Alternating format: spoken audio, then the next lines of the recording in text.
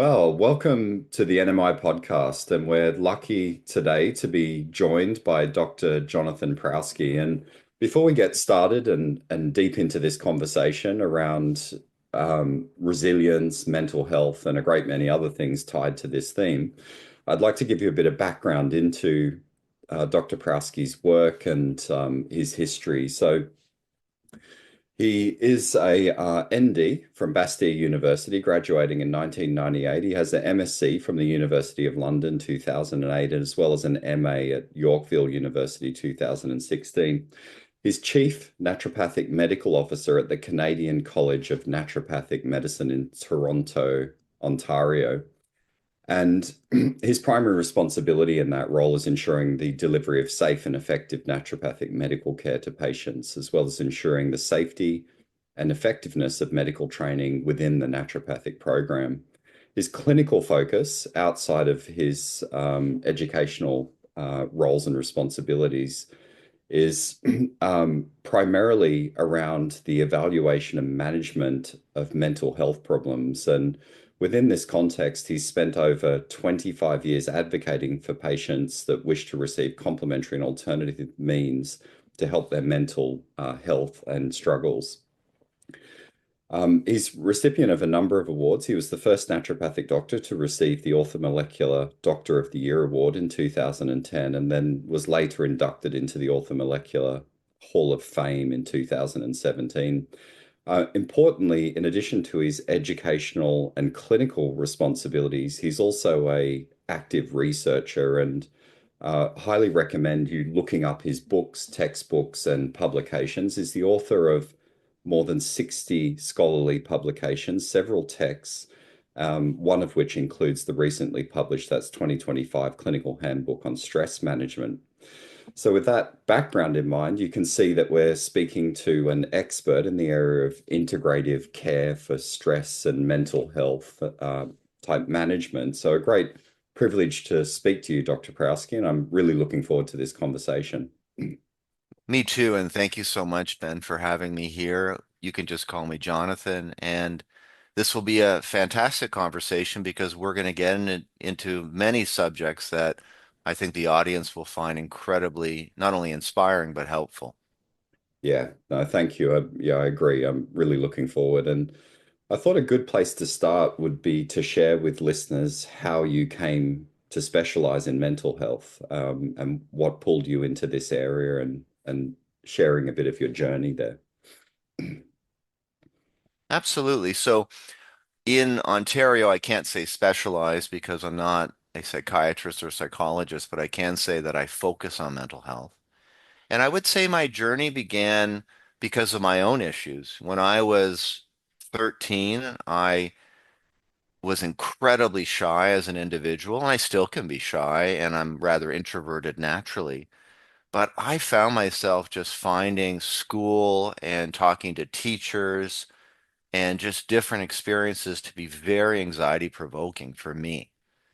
And it just seemed to be something that grew and became almost like this beast that I could not manage. So that by the time I was in my, I would say early 20s, I remember I was on a date with a person I was interested in, and the waiter came to take our order, and it was someone that I knew from high school, and I didn't expect to see him. And it's something that people with social anxiety experience when they don't expect somebody in their past to appear, and they do appear, it can be very provoking of anxiety. Now, of course, that's irrational, but that's what happened to me. And in front of this woman I was trying to impress, I barely could get out what I wanted to eat. And then I said to her, I have to go to the washroom. And I excused myself. And in the washroom, I completely had a breakdown, which is so unusual because I'm just on a pleasant date with somebody ordering a meal, and here I am in a washroom breaking down. And then all of a sudden, I noticed that the waiter, because he remembered me from high school, was standing in the washroom looking at me. And then he said to me, Jonathan, are you okay? And then I realized after that, I need to get some help. Like, I can't keep living with this kind of fear. And so I did end up getting help. I saw psychologists. I went to the counseling center of the university I was going to at the time.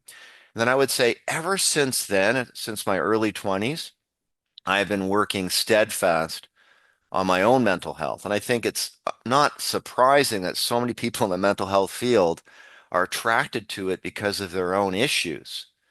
And that's just a reality. I've seen many psychotherapists and doctors, even a few psychiatrists as patients over the years. And the reality is, what attracts many to the field of mental health is because they're dealing with their own mental health issues. So I would say for me, the reason why I focus on mental health is because it's a very personal thing for me. I've had many struggles. I still can unbelievably get uncomfortable, though it's a lot less than before. I feel a lot more secure in my own body and skin compared to when I was in my 20s. I'm now 55. But the reality is, it never leaves you. When you have mental health issues, you can certainly learn to manage them better. You can grow and develop a better mindset, develop resiliency, but we can always be brought back by things that can trigger us either consciously or unconsciously. And I really empathize with anybody that's going through something because I can appreciate the struggle. It's a lifelong struggle, but the rewards are massive if one works on it in a steadfast, committed way. And I would say I'm an example of that. I'm not by no means perfect. I have all sorts of flaws. That's part of our common humanity. But I would say for me, the fact that I've been able to work through this and to come out as a professor and teacher, someone who's front facing. I do a lot of lectures. Some don't go as well as others, but nonetheless, I keep pushing ahead. So I think I'm an example of somebody who, in spite of or despite having some significant social anxieties, I can still meet the demands of my life and my responsibilities. So hopefully that answers your question. I gave you probably a lot more than you wanted you knew about. Definitely, but it really opens up a great segue into this conversation, and and thank you for sharing that, personal experience and being vulnerable in that way. It's really heartening, I think, for the listeners. And one of the things you focused on towards the end of your own, description of your personal journey there is working on it and management. And I think that's a great area we could drill down into because for a lot of people out there, working on it and management means going to see the doctor, getting some medication, maybe seeing a counselor, and that'd be about it. But the area that you're working in is much more multi-dimensional in terms of understanding the biology of mental health through to lifestyle input, through to nutrition and so on. So when you say worked on it, that opens up an interesting area for discussion. So do you want to explain how your approach to like whole person patient-centered health would vary, from a more conventional approach, based on pharmacotherapy? Absolutely. And let me just revert back to, I believe, the title of this podcast, which is The Road Ahead, Thriving in Unpredictable Times, or something similar to that. And I think it all begins, and let's sort of start with the psychology, then we'll get to so many other inputs. So the mindset is probably the most important part, one's mindset. And always thinking about this because it's such a fascinating concept. We have this mind that's an embodiment of our brain, right? And our brain is part of our whole biology. So we're not separate. Our brain and body aren't separate, but this mind is this manifestation of our brain. And it makes me think of David Foster Wallace. He was a famous author. He wrote a book called Infinite Jest. And he has this incredible commencement speech that he did in 2005 called This is Water. And in that speech, he talks about our mindset. And he talks about the mind being an excellent servant, but a terrible master. And then he goes on to say it's no wonder why people shoot themselves in the head because they're, in a sense, killing that terrible master because our mind is so massive in terms of how it influences us. And in this beautiful talk of his, unfortunately, he took his own life by suicide, which is so tragic. But in this incredible commencement speech, he talks about that we have this default mode that always makes us lean more negatively. And we could all reason that's a survival advantage. But When people allow that default mode to basically ensconce their whole perception of the world that they inhabit and the life that they're living, they'll be hosed for life. And those are his words. And I totally believe that. So part of what we have to initially do when we're working on things, we have to allow ourselves to come out of that default mode by sheer effort. We need to learn to adjust our natural negatively salience default mode so that we can be more cognitively flexible and see that there's more that awaits us than this unbelievable negative salience default mode that we all have. And I think that's an important thing to begin with because our mindset is everything. You can't help yourself or anybody else if you're always basically mired in this negativity. And why is this important? Well, we can talk about this cool model that is well known in the literature. People can Google it. It's called the dynamic model of affect. This just means that we are always counterbalancing our emotions via either negative and positive ones throughout the day. So we have negative emotions, we have positive emotions, and they should basically counterbalance each other out. But where people can get stuck is when they have more negative affect, negative emotion, it does keep them in a more rigid state, and they're basically having a difficult time transitioning out of that. So that's a lot of people, right? A lot of people are unfortunately stuck because this dynamic model of affect isn't being counterbalanced by positive emotions or at least more uplifting ideas or actions or thoughts. And in doing so, we're sort of stuck in this awful place where we can't flexibly come out. And you can type in Google searches on this. There's lots of interesting papers, but that's one of the things I immediately talk to my patients about is that we have this default mode. It certainly sets us up for this very difficult way of being, but we have to work very hard to come out of it. And then we have to work hard on counterbalancing our negative emotions because if we don't, we develop a sort of cognitive rigidity that impairs our ability to move forward in life. And I think that's such an important thing because we often blame people for their problems. And if we don't educate them with good psychoeducation, if we don't give them an understanding of just some of these basic ideas, they feel helpless. But these aren't things that can't be better managed. We are not helpless victims of just an automatic brain. What we are is we're people that can have agency. We can learn how to come through our negativity and our negative emotions with more flexibility. And that, to me, is step one. What are your thoughts on that idea that I just proposed? That first it begins with recognizing this negative sort of default mode and then working hard to at least counterbalance negative emotions so we have more cognitive flexibility. Does that resonate with you at all? Yeah, absolutely. I think there's some really salient points in that. One of them is that it does feel like an inherent part of human psychology is to have a default negativity. And something that came to my mind, which is a bit of a tangent, but related to what you were saying, is that, the media environment that we live in today doesn't encourage positivity. It's arguably the opposite. So as you're speaking it, I could picture people being trapped in this, environmental input of media and, the negative psychology that's out there in our environments and really feeding forward that, downward spiral of being trapped and not having agency. So it's an excellent point. Yeah. Can I just expand on what you just said because I think it's so important. We know there are massive polarizing ideologies now. I mean, I'm not going to get into any deep discussion there, but we can all agree that at this very moment, there are polarizing ideologies that are creating all sorts of cascading negative effects globally. And it's terrible to see. Now we have to think of why are some people captured by that? Well, if there are people that are just very negative about their own life and about their prospects and their potential future, then it's easy for them to be attracted to all sorts of negative ideologies and then to see that as something they connect to because it gives them a purpose, albeit a purpose that will unfortunately lead to nowhere good. It's only going to lead to a lot of bad things. But why is this happening? Well, because there's a lot of suffering people out there.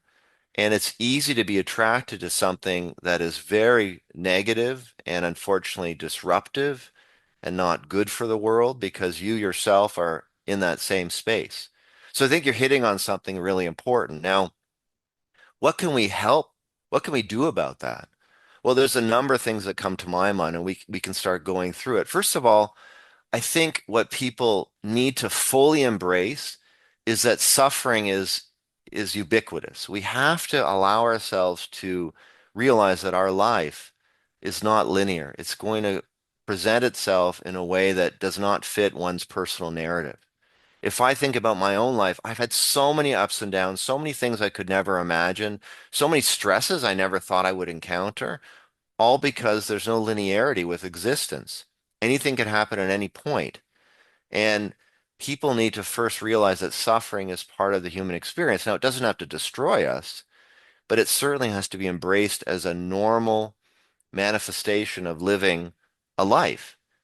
And I always think of that quote that's attributed to Winston Churchill, although when I dug deeper into this quote that I'm about to say, the reality is no one can find anything in his written or spoken language that really links it to Winston Churchill, though it's not surprising that it is. So this famous quote is, if you're going through hell, keep going. And to me, that's not a bad mantra because it really is about being resilient in the face of adversity. And what I think a lot of people have lost is that resiliency. When people get connected to all of these polarizing and very negative ideologies, they're almost giving up to the realities of that they can be resilient, they can have agency, they can come out of this place into a better world for themselves and a better life for themselves. But so many of them, unfortunately, just get so ensconced in this that they don't see other possibilities that are much better than the ones that they're engaged in. And I think part of that is that many people struggle with the transitions of life. They can't find a way to accept the fact that things are just tough and things aren't going in the way that they wanted them to go. And there's a beautiful book called Life is in the Transitions.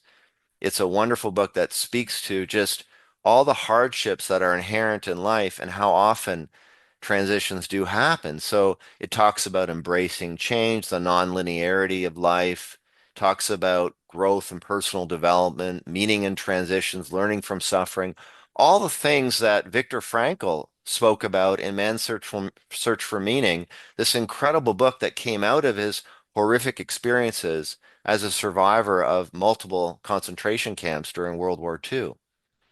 And the reality is, there's so much we can learn from suffering, but people, unfortunately, who are so ensconced in their negative default mode into horrible polarizing ideologies that don't really do the world any good, they have essentially given up. So I would like to work with people that obviously haven't given up and that are not basically lost and too far gone. And I believe in hope. I think there's more people than not for whom there are opportunities for massive change. But to me, I think the notions of mindset, accepting that life is not linear and that suffering is ubiquitous, those things are the keys that will formulate the sort of basis of all the other inputs that we're going to talk about. Yeah, I mean that's really powerful stuff. And I'm wondering, like, how do you deal with this in a clinical setting? Like, how are you speaking to clients around, or patients around these topics? Are there ways to approach this? Absolutely. So the first thing I do with any patient is I really work on having an excellent interpersonal encounter. And to me, that means I'm real, I'm authentic. I do talk about myself as long as it's in the service of helping someone else. I don't want them to get worried about me, but I do speak about aspects of my own life as a way to connect better with the patient. I try to be as genuine as possible. I try to show as much humility as possible. And I try to offer hope and optimism because if a doctor doesn't do all of those things, then I believe the doctor's failing the patient. And I'm amazed. I mean, I see doctors because I'm someone who has issues myself, and I have to go to a doctor on occasion. I'm amazed at how often a kind doctor can make all the difference, even in a short interaction. I try to really develop this connection with a patient so that when the work that they have to do is delineated and we have all sorts of discussions about it, they don't see this as something that is just too overwhelming and something that can't be managed. They see it as an opportunity for their own personal growth, and they realize that this is a long-term project, that this is a life's work, and I'm just one person, hopefully of many, that can help them to get to where they want to go. But it really is requires a consistent effort and energy and focus for someone to go from the abyss, let's say, and to go from a place of chaos to a place of order, to a place of, I would say, contentment, and to a place where they're finding themselves living a more flourishing existence. Yeah, that makes great sense and really sets a sort of psychological foundation for interacting with some of the other interventions and type therapies that we're about to discuss. So I think there are a few areas that'd be interesting to explore, like starting with simple lifestyle medicine, I think fits Hmm. with this theme very well. So yeah, I Yeah, know let's you, do it. yeah, so I know I've written and lectured and spoken a lot to this. So it'd be interesting to dive into this and work out some of the foundational approaches you use in that lens of lifestyle medicine and behavioral change. Yeah, absolutely. And I'm smiling because it really is not just the backbone of change, it is the real change agent. It's really not what happens in a visit, although that's very important. It's how someone lives in between visits. So what you're really alluding to is basically how to live between office visits, how to live in your life that really helps you to get to a more flourishing existence. And everybody knows what a good diet is. I mean, it's so frustrating that you read another study that says healthy diets result in healthy outcomes. Everybody knows that. We don't need more studies on diet. In fact, I find them very boring, to be honest, because it's just so self-evident. But the regrettable truth is people still seem to be missing the realities of how much healthy eating can actually contribute to mental health and overall physical health. Though everybody knows that intrinsically, it's amazing how often these kinds of things aren't actually absorbed and somehow acted upon. And it's frustrating as a provider because there's so much information out there that's very, very positive and hopeful.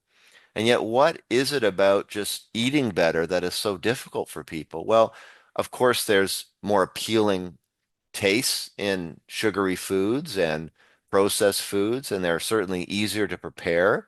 A lot of packaged items require almost no prep. So I guess one of the attractive qualities of eating poorly is the fact that it's readily accessible, it's convenient, it's fast, it's efficient. But clearly, if you think about our brain being this metabolic hog that basically requires more energy than any other organ in the body, and it consumes so much metabolically, whatever we feed into our body writ large basically will get into our brain as well. And we have to think about that because if we feed ourselves junk, we're going to feel like junk and eventually we'll look more junky. But if we start feeding ourselves better, our brain will function better. We'll certainly start feeling better about ourselves and we'll eventually start looking better. So it's a very direct correlation. And there's multiple studies, like so many studies. As I said, I find it almost banal, but like even a modified Mediterranean diet, and everybody knows what a Mediterranean diet is basically plant-based foods, healthy fats, moderate protein, limited red meat, maybe a glass of red wine. Olive oil is the primary source of added fat. Like it's an obvious diet. Anybody can search on a Mediterranean diet or modified Mediterranean diet, but even that for depression showed remission among 32% of patients who were treated with a modified Mediterranean diet, and it had an impressive number needed to treat, which was like 4.1, but really 4. So basically, that's incredible Yeah, yeah, when you think about it. Like you yeah, basically out of out of all the people treated with it, um, like a number needed to treat of 50 is considered good. But if you treat four people with a Mediterranean diet, they're apt to get better out of a certain amount. Like a number needed to treat of four is incredible relative to a number needed to treat of like 50 in research on, say, statin drugs or something, depending on what medication it is. So Yeah. when we think about all these fantastic things, it's incredible to think about. Like, wow. Yeah. And people just aren't adopting it. And I think part of it is if you're a clinician, doctor, whatever, you want to be a role model. So you want to be a coach, you want to be inspirational. And it's all about just starting with baby steps. But what does a healthier diet do? I can explain. So a healthier diet will obviously change the composition of fat over time that's in the brain. When we do so, we start increasing more of something called brain-derived neurotrophic factor, which is this incredible peptide in the brain, neuropeptide that essentially, or I would say neurotrophic factor, essentially that it engages neuroplasticity. It it helps to assist in nerve-to-nerve communication better, but also amplifies the production of serotonin from the hippocampus, which is a part of our brain that's involved in memory and learning and even stress management and so many other things. So everything that we eat can easily be extended biologically to the brain and then can be extended even further to how the brain functions. So let's just take it further. Imagine someone is eating like crap. All of a sudden, they start eating more of a Mediterranean type diet or a rainbow diet with all sorts of perishable foods, multicolored diet. They're just getting healthier. What happens in their brain then is this development of more brain-derived neurotrophic factor, BDNF, better neuroplasticity, better cognitive flexibility, amplification of serotonin from the hippocampus, so better sense of well-being. And then they have better top-down control because that prefrontal cortex, which is really where our executive functioning sits, all of a sudden starts functioning better. So everything is connected. It all makes sense. And yet it's amazing how often people just don't see the value. I mean, could you not eat a few carrots every day, an apple or some celery? Could you not just try to prepare a bit more food? Like, I think we all can do a little bit more with a little bit of effort. We're not talking about a massive transformation overnight, but just simple things in one's diet over time can accrue to change not only the composition that happens within our biology, i.e., also the brain, but also how our brain functions and therefore how we feel and how we inhabit the world. So I Yeah. think it's just amazing, all of these connections. We can do that with literally anything that's good for a human being.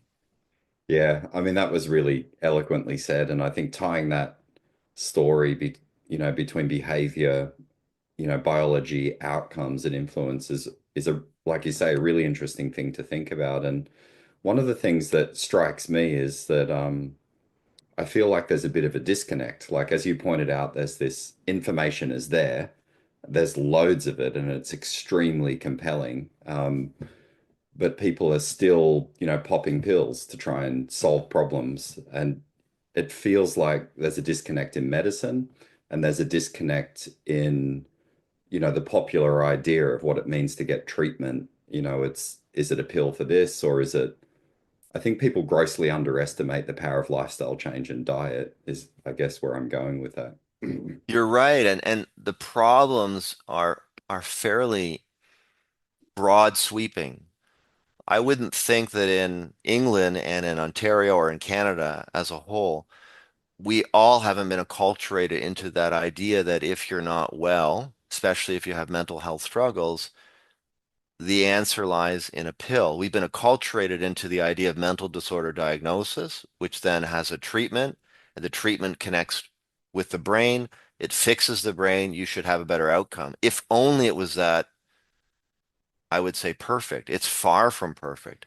Essentially, what we're doing is we're acculturating people into being sheep, into thinking that the best thing they can do for their mental health is to take pills, though, of course, you and I know, and many people know that's not the best way, although I'm not against pills. I think they're just tools that can be properly used. And the problem is all of them have psychoactive effects. And if they can de-intensify things, great. But unfortunately, it's not just the de-intensification of mental overwhelm or emotional overwhelm that happens. There's all sorts of negative effects that can undermine a person's health over time too. Mhm. So I'm not the least bit against pills. And we've all been acculturated into mental disorder diagnoses and the idea that we need chemical treatment. But we have to expand that much more as we're trying to do in our conversation. And people have to realize that psychiatric medication, as well as any supplementation for mental health issues, all of them are just tools, but they have to be part of a broader picture of support. Yeah. So outside of diet, broader picture of support also can be exercise. Again, I'm tired of studies on exercise. It's without question, exercise is good for you. We know that. No one can argue that. That's a truth. There's no way one can say exercise isn't good for somebody. Though maybe there are populations that if they exercise, it can make them unwell, like chronic fatigue syndrome. We know that exercise can unfortunately undermine such patients. But notwithstanding some select populations, for most people who are struggling out there, exercise is the key. Now, why does exercise help? Well, of course, it has benefits on one's physical health. But I think one of its great underestimated benefits is on mental health. I mean, whenever I'm going through something that's overwhelming, and as I said, I'm always working on myself, and I definitely am someone who can easily find myself anxious. That's just part of my vulnerability. What exercise does is it diverts blood flow from the brain to your extremities, and it creates what's called a transient hypofrontality. So while someone is in exercise, and let's say it's an aerobic activity, which is probably the best for this, blood flow goes more to the extremities of the body, and in doing so, it reduces symptoms. So when people are overwhelmed, one of the best things they can do is vigorously exercise because it will give them a break. Everybody needs a break from their overwhelm when they're going through something very difficult. And that's one of the immediate benefits of exercise because it can immediately reduce symptoms and give you some respite or respite from whatever it is that's ailing you. The other thing exercise can do is it builds self-efficacy. I exercise, I feel good about myself. I feel better about the way I look. That has payoff. It can also, in some people, create a sense of flow. A flow state is a state of being fully present, just having a wonderful experience in the moment that's almost hard to describe. But people have described that about exercise. They get into flow states. I mean, who wouldn't want that from a natural endeavor? It's pretty awesome. And then Hmm. again, if we tie it to the brain, think about this. Exercise increases the volumes of the hippocampus. Why is that important? The hippocampus is a part of our brain, and it's not a higher part of our brain. It's not part of this higher cortex, but it's a part of our brain that's involved in memory, in consolidation of memories. It also regulates our stress response. But what we know is as we age, our hippocampus shrinks. And when people have, unfortunately, some pathological shrinking of the brain, which definitely includes the hippocampus, they're at greater risk of Alzheimer's disease. And as you know, given the aging population, the baby boomers and whatnot, this is a massive public health issue right now, is brain health, neurodegenerative disease, and of course, diseases like Alzheimer's disease. So Hmm. when you exercise, it increases your hippocampal volumes. It delays the aging of the hippocampus and I would say the brain at large. And then what does that do? Well, it then facilitates better executive functioning over time, and it also provides protection against the brain from decay. Again, if we link all of these things, even though this is done in a very basic way, I'm not getting into too many of the complexities here, but the data is there. The data is there on fitness and hippocampal volumes, on memory improvements, on delaying age-related decline. It's just all there. And what does someone have to do? Well, anything's better than nothing. Aim somewhere, not nowhere. Just aim somewhere in a way that facilitates movement, hopefully at increased heart rate, hopefully some sweating. All of that's important. What we need is about 150 minutes a week of aerobic activity, and ideally 2 days a week of just some strength training that hits all the major body parts of our body. Now, of course, everybody has limitations. I wouldn't expect people to do that tomorrow, but that's something to aim towards. Do I get 150 minutes of exercise a week? I try to. I don't always. I do, though, engage in strength training as much as I can because preserving my muscle mass and integrity is very good at preventing that age-related decline in muscle atrophy called sarcopenia. There's normal sarcopenia, normal age-related loss of muscle tissue or lean muscle tissue, but there's pathological sarcopenia as well. So I prefer to keep my muscles as strong as possible, though I'm 55, and there's no reason why I can't. And I also try to engage in a lot of aerobic activity because it reduces symptoms that I may be struggling with. It can increase my self-efficacy. And on occasion, I do have that flow state. I've had it on occasion. It's fantastic when I get there. Yeah.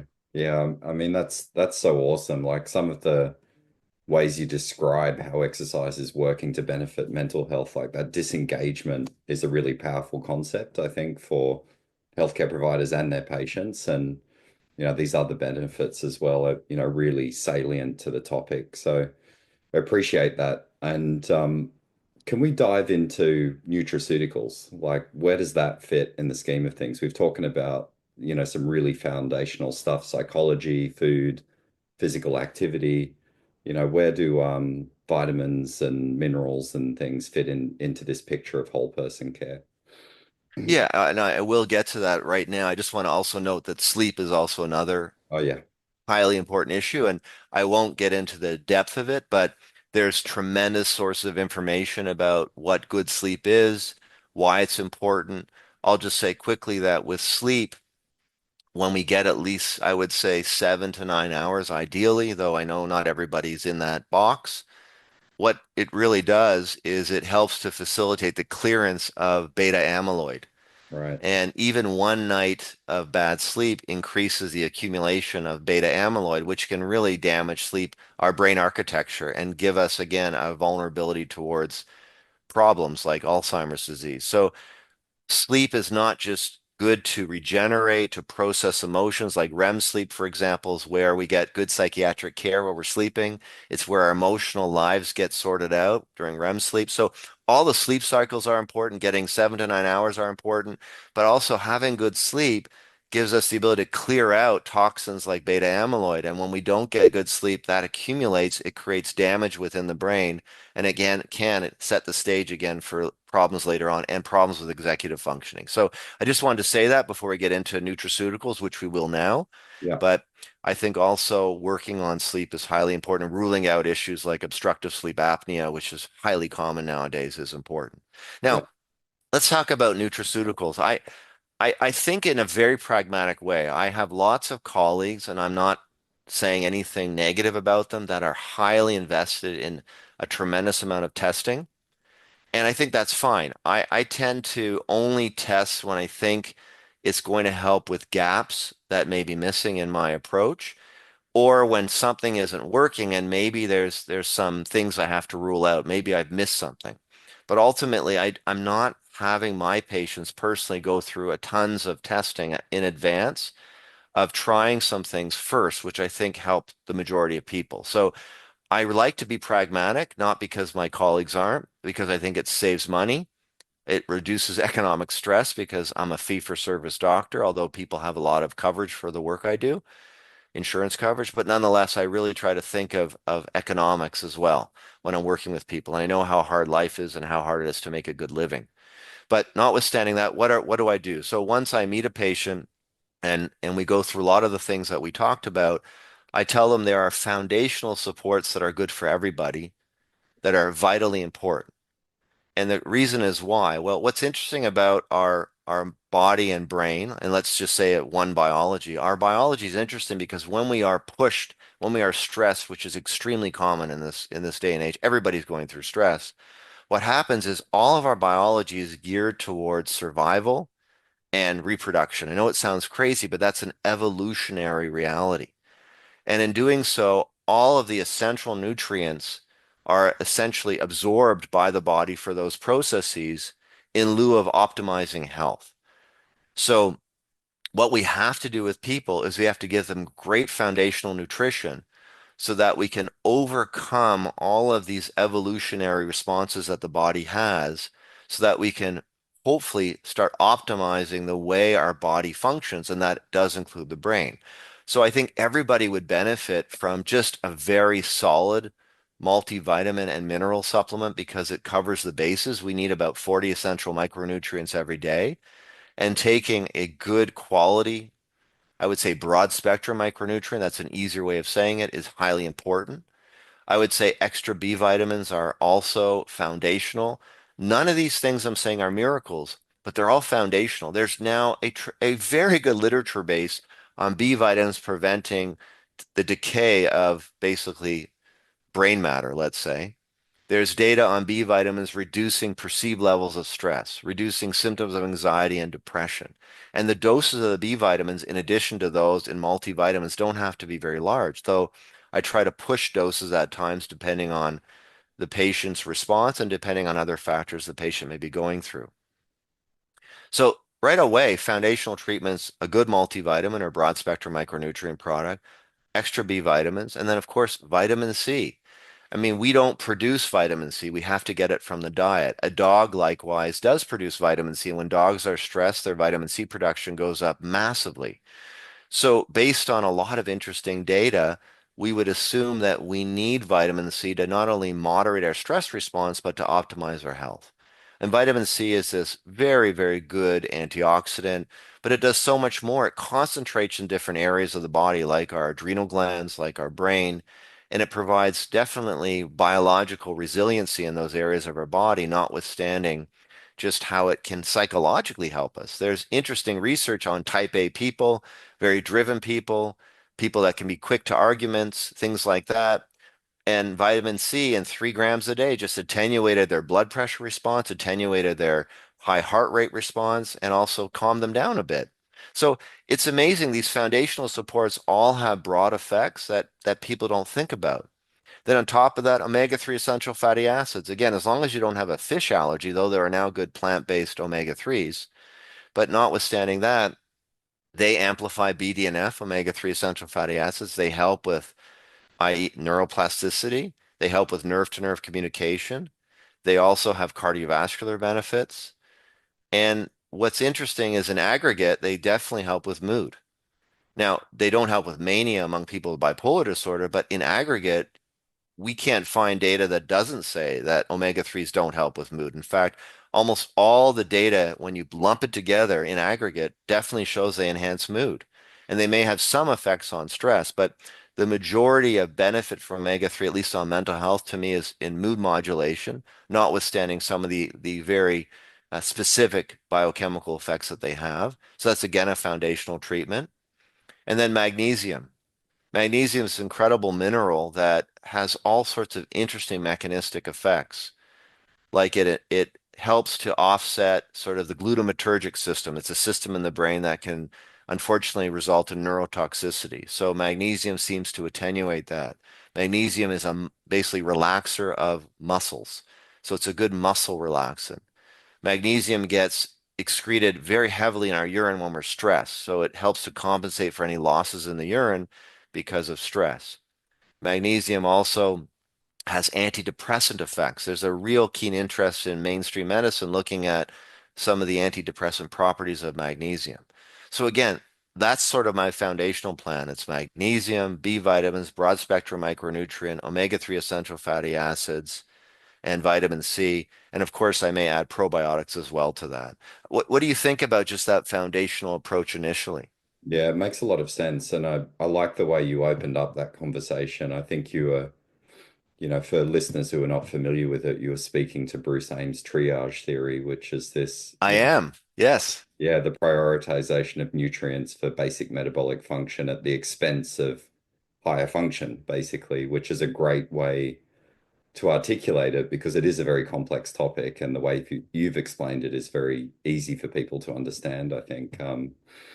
But yeah, and agree, like all these nutrients are really fundamental essentials for biological function with great clinical data behind them. I mean, some of these are supported by so much literature now, human clinical interventions, looking at mental health, and, you can't, it's a bit like your comment related to exercises. Some of these, the effects are essentially irrefutable. The data is there. So it's yeah, great place to start. And I'm curious to know then, like, above that layer of foundational work, I know you work a lot with personalized interventions that are, unique to each individual. Like, how do you approach that in practice? Like, do you have any overarching comments for listeners on Absolutely. how to navigate that? You spoke to Yeah. testing, but So I see a lot of people who struggle with anxiety and depression, and they're often married to each other. Usually one is more dominant, but they're very connected because they're emotionally based problems. I see a lot of patients with psychotic disorders like schizophrenia, schizoaffective disorder, as well as patients with bipolar spectrum disorder, and of course, many other types of patients. And what I would say is my initial attempts are not just the foundational approaches I talked about, but then I try to sort of provide specific individual treatments depending on what's going on in their life and also their diagnosis as well. So let's take someone who has depression and anxiety, for example. Outside of those foundational supports, the whole idea is can we augment mood and can we sort of de-intensify the anxiety? And I wish we had hundreds of treatments in the integrative community, but we don't. But we definitely have probably about 20 treatments or a bit less that help both with anxiety and depression that we can offer patients. And these treatments, from my perspective, can be very, very helpful and can help people to shift out of this very difficult place that they're in to a place that begets better thinking, more clarity of thought, more optimism, more drive, less anhedonia, and a more committed, I would say, way of being in the world that will result in, hopefully, at some point, a more flourishing existence. So, what am I talking about? Well, for example, saffron extract. Saffron works because it augments chemicals in the brain like dopamine and norepinephrine, maybe to some degree serotonin, but mostly it's dopamine and norepinephrine, and that can activate people and it can give people a sense of, I would say, motivation towards the things that they care about. And to me, that's really important when someone's depressed because when people are depressed, they're heavy. It's hard to move in the world. They feel like they can't just with ease find themselves again. Their rhythms are off. It's just a very difficult place to be. And people don't realize depression is a beast, particularly when it becomes much more than a moderate form, when it becomes severe. But even mild forms of depression, it's like having a common cold that never gets better. So saffron to me is good because it starts to activate people into moving into the world again, and it helps to overcome some of the horrible things that can happen when they're stuck and immovable because of their depression. And then on top of that, because depression is often so linked with anxiety, we can give anti-anxiety agents. And one of my favorites is passion flower extract. Passion flower is just a very calming herb. It hits the sort of GABA system deep within the brain, so it can calm parts of the brain that are involved in our fight, flight, or anxious response. Let's say that's the amygdala. And by calming that part of the brain, it gives people more of a freedom to sort of exist with less anxiety. And of course, there are many other treatments. So in addition to saffron, what other sort of antidepressant or mood modulating treatments are there in natural medicine? Well, curcumin is one. There's some really good data on that. It does amplify BDNF and it has its own psychoactive effects, so it's not immediately felt. Rhodiola is another one. There's definitely some mixed studies on rhodiola, but I use it for people that have depression. It modulates serotonin, dopamine, and norepinephrine. It also seems to have some effect on cortisol by modulating that over time. And rhodiola can also be quite helpful, but it has to be taken with food because it can be quite nauseating. And you can't give it to somebody who has a vulnerability towards bipolar because rhodiola can flip people into mania, unfortunately. But saffron won't do that, and neither would curcumin. Then, of course, there's St. John's wort, but I hardly use St. John's wort because there's a strong disutility with it. St. John's wort, because of how it impacts the liver and the metabolism of literally anything that someone's ingesting orally, it's impossible for someone to be on St. John's wort and to take any medication. Because I often do a lot of integrative care, i.e., people are already on medications. St. John's wort cannot be combined with pretty much any drug, so that's unfortunate. 5-HTP is just an amino acid That's a precursor to serotonin. I only use time-release forms of 5-HTP, but it can be very effective to modulate mood in a positive way. And there's even a study of 5-HTP helping with panic disorder, which is really interesting. Similarly, I should have said there's also data on rhodiola helping with generalized anxiety disorder. We talk about generalized anxiety disorder, we're talking about people that are worrying a lot, thinking the worst is going to happen. They're just uncomfortable in their own skin. So that's an important thing to modulate. Mm. Then, of course, there's lavender extract, which is another herbal medicine. I haven't seen it, the research translate as well clinically, though I'm always hoping it will. I don't get the kind of predictable response with lavender that the research suggests. There's great research on lavender. The extract is called Selexin. It does modulate the GABA system in the brain, which is a calming system, but I just don't see it working as well as passion flower extract. Passion flower modulates more than the GABA A and B receptors, so I think it's a more broad GABAergic agent, but lavender extract is really a GABA A receptor modulator. And in doing so, I just don't see it working as well as, unfortunately, as passion flower extract. Then, of course, there's valerian extract. Valerian has a long history of use for sleep, but believe it or not, there's data on valerian helping with different types of anxiety, even in combination with other herbal medicines. The problem with valerian is the odd person can get a paradoxical reaction where it makes them more anxious than not. And also, there are some publications, there's at least two that I know of, where people had valerian withdrawal syndromes, where they took it for a period of time and they actually had withdrawal responses that were quite severe. So, Mhm. valerian can easily habituate in the body and brain, and people have to be a bit careful about tapering off of valerian, doing it slowly. Um, let's see if there's any other treatments I'm missing other than those. I'm sure I'm missing some. Oh yeah, acetyl L-carnitine has data. It's an amino acid. It definitely can help with depression.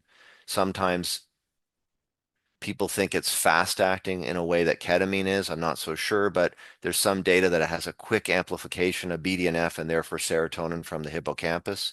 Very interesting. So acetyl L-carnitine has some data for depression. Creatine monohydrate, a typical supplement people use for bodybuilding, that also has some data helping with depression, although the data show that in a small percentage of people with bipolar disorder, it did flip them into hypomania and mania. So one has to be cautious about that. Am I missing anything? Like I'm trying to give some broad strokes on some of these interventions, but maybe I've missed some that you're aware of that I could speak more about. No, I think the broad strokes are great. Like that, we could, as you mentioned, there are, scores of potential therapeutic interventions. It's a really nice overview. And one of the things I really noticed as you were walking us through these potential therapeutic options is, well, actually kind of two things. One of them was the way you describe their impact from a personal experience level. So it's not like, the way you're explaining is not like, oh, this is an antidepressant. It's like this can help with, engagement and flourishing and improving vitality and emotional stabilization, which to me sounds like a much more real world, relatable, experiential type way to depict the potential impact of these medicines. So I think that was really notable. And the other piece was the potential risk with some of these as well, I think is very important because often they're sort of glossed over. And if, people from the public or people who are not familiar with herbal medicine may not have had training, for example, may not be fully aware of these risks. Like the one you gave of valerian causing habituation is really important. And I think there's a one case report of this with lemon balm as well, where there was severe withdrawal on stopping the herbal medicine. And I don't think people realize that there are important safety concerns, and in this case, we're almost looking at it like a drug like habituation type effect. So you know very interesting to hear you speak and the way you're describing these things. And then when we think about some of the other mental health conditions, and again, I'm just giving people a glimpse as to the kinds of things that I recommend. When we talk about, let's say, schizophrenia or psychotic disorders, which could also include schizoaffective disorder, there actually are studies as well. Studies that have used broad spectrum micronutrients in addition to medications to improve outcomes. There are publications adding vitamin C to reduce perceptual disturbances in addition to medication. Similarly, small doses of B vitamins also help to reduce perceptual disturbances. Theanine, which is just amino acid that's an extract from green tea, it does not contain caffeine. It also was shown to help with aggression, perceptual disturbances, and even anxiety among patients given a psychotic disorder diagnosis.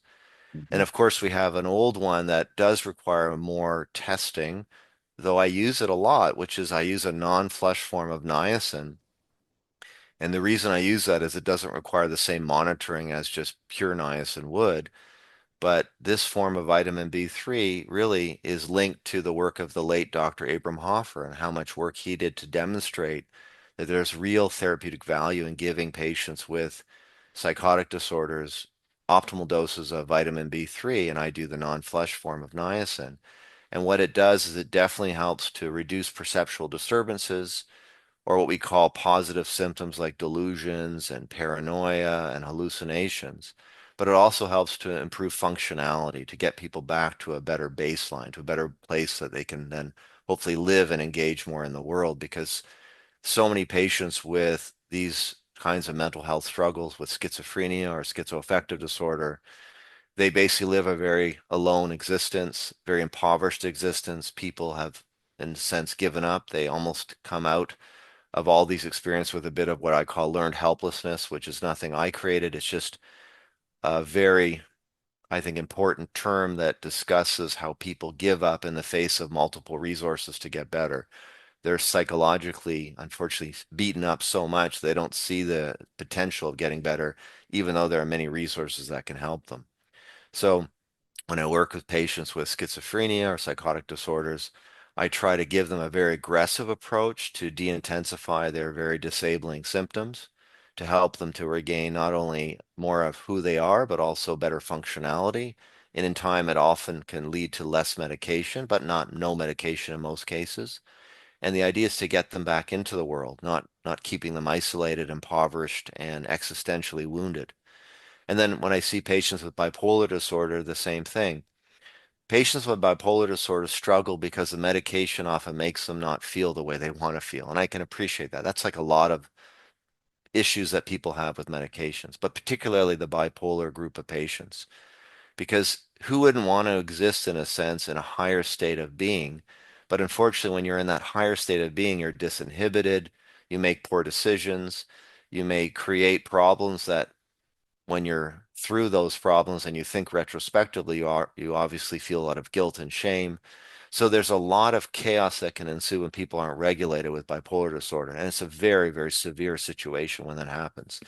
So broad spectrum micronutrients, again, have been shown to be extremely helpful to not only lower the amount of psychiatric burden, but also to enhance functionality and to better manage symptoms. Mhm. And then magnesium has been shown again when combined with certain psychiatric medications to help to prevent mania or at least to lessen manic episodes. And of course, choline bitartrate, though it's a very small study, when people rapidly cycle, when you add choline bitartrate, if they're already on lithium, that can also help to manage their rapid cycles, and I'm sure I'm missing others. They gave patients, I believe it was a mixture. I forget, it was an amino acid mixture. I forget which amino acid they removed, but it's a fascinating study because by taking out a particular amino acid from this mixture, it helped people who were admitted to hospital with mania to come through their mania a lot quicker. Mm. So I could easily send that to you after our talk if you want to post it in show notes or whatever, like anything like that.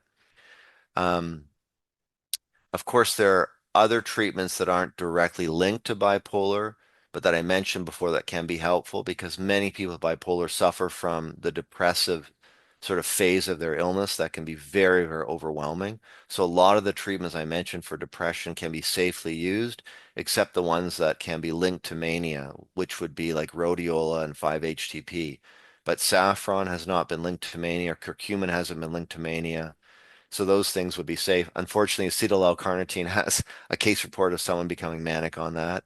And Mm. even glutamine, you have to avoid if you have bipolar disorder. That can even flip somebody into mania. So there's so much to know here, but there's so much to give to people, to provide to people, to show them there's hope and opportunity from an integrative approach and to help them manage just the challenges of their daily life. Yeah, and that's, a beautiful way to round this up, I think, is that, we've come on this long journey of like looking through psychology, lifestyle changes, sleep, exercise, through nutraceuticals, some herbs and so on. But this is part of a big picture and of opportunity basically that is outside the norm for most people, whether they're providers or patients. And yeah, I think you've done a beautiful job of speaking to how this could work in clinical practice, some of the things we need to navigate, and also the way this can be articulated and used in practice from an evidence-based perspective. So I really appreciate this, bringing your experience to the table because it's in particular been in and explained in a way I think few people could do without have been entrenched in this for so long as you have. Well, thank you so much. It's been such a pleasure talking to you and seeing you again. And I just can't wait to see you in person at the conference. So I really, really value the time that we just had. And thank you kindly, of course. Yeah, no, it's our privilege, and thanks for all the, work that you've done over the years to contribute to the field. It's no small feat, and looking forward to seeing you at the summit in London later in the year. And it's exciting. Yeah, me too. Thank you. Thanks.